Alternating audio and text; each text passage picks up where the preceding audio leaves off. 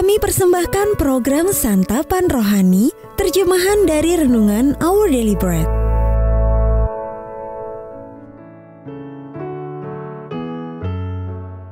Sahabat ODB, pembacaan Alkitab hari ini terambil dari Roma pasal yang ke-12 ayat yang ke-12 sampai dengan ayat yang ke-21.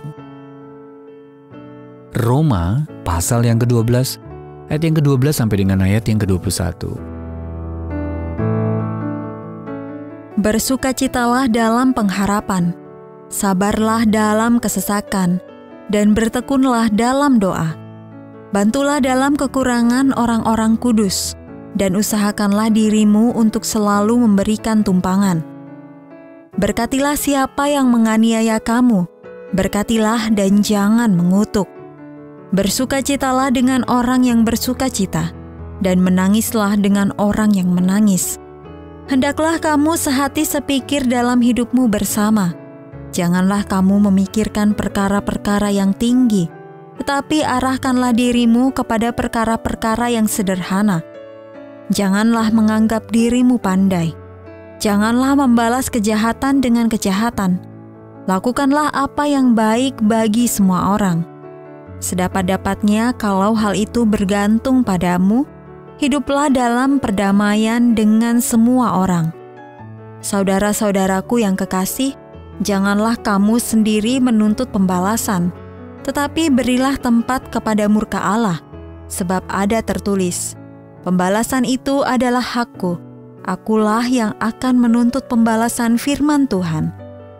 Tetapi jika seterumu lapar, berilah dia makan. Jika ia haus, berilah dia minum. Dengan berbuat demikian, kamu menumpukan bara api di atas kepalanya. Janganlah kamu kalah terhadap kejahatan, tetapi kalahkanlah kejahatan dengan kebaikan. Ayat mas renungan hari ini terambil dari Imamat pasal yang ke-19 ayat yang ke-18. Janganlah engkau menuntut balas, dan janganlah menaruh dendam terhadap orang-orang sebangsamu. Melainkan kasihilah sesamamu manusia, seperti dirimu sendiri. Akulah Tuhan. Judul renungan kali ini tidak menaruh dendam, ditulis oleh Marvin Williams. Dalam suatu acara promosi tahun 2011, dua mantan atlet Liga Sepak Bola Kanada berumur 73 tahun terlibat dalam perkelahian di atas panggung. Keduanya masih menyimpan dendam yang belum tuntas dari pertandingan yang berakhir kontroversial pada tahun 1963. Setelah salah satu dari mereka menjatuhkan lawannya di atas panggung, penonton berteriak agar ia menyudahi perkelahian dan segera berdamai. Ada banyak contoh orang yang mendendam dalam Alkitab.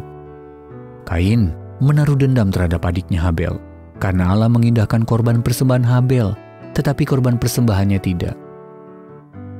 Dendam ini begitu parah sampai Kain memukul Habel adiknya itu lalu membunuh dia. Esau menaruh dendam kepada Yakub karena Yakub mencuri berkat kesulungan yang menjadi haknya. Dendamnya demikian hebat sehingga Yakub ketakutan dan melarikan diri.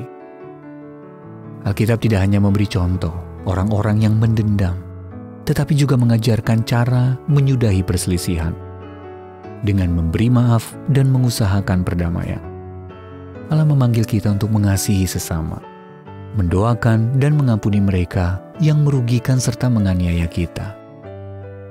Hidup dalam perdamaian dengan semua orang, menyerahkan pembalasan ke tangan Allah, dan mengalahkan kejahatan dengan kebaikan.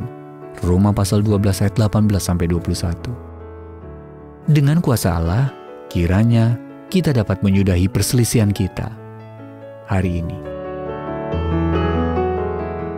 Sahabat ODB, mengapa penting bagi kita untuk tidak menaruh dendam?